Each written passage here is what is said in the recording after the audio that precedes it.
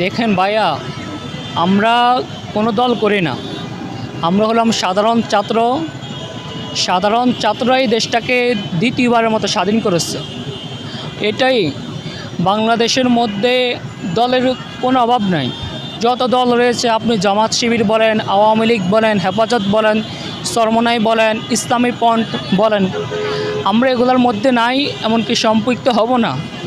কারণ আমরা চাচ্ছি যারা দেশের মধ্যে অন্যায় করেছে, যারা দেশের মধ্যে জুলুম করেছে, যারা দেশের মধ্যে বর্বরতা চালাইছে, আপনি দেখেন আমরা যখন রাস্তায় নেমেছি আমাদের ভাইদের উপর হামলা করেছে, আমাদের মা বোনদের ইজ্জত নিয়ে টানাটানি শুরু করেছে, আমাদের বোনদের বুকে হাত দিয়েছে।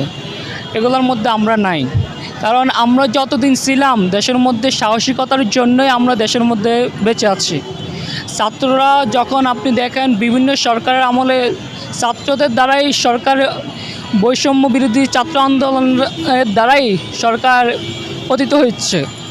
এবং ইতিমধ্যে আমরা দেখতে পাচ্ছি আমাদের যে ডক্টর ইউনূস, উনি কিন্তু আমাদের জাতির উপরে অনেক সুন্দর বক্তব্য রাখতেছেন। আমরা ডক্টর ইউনূসকে আজকে এটার মাধ্যমে জানিয়ে দিতে চাই, আপনি আওয়ামী লীগ বলেন, বিএনপি বলেন, জামাত বলেন, হেফাজত বলেন, সুন্নি বলেন, ইসলামী ফ্রন্ট বলেন, নাস্তিক যত ধর্ম আছে, আমরা কোনোটার মধ্যেই নাই।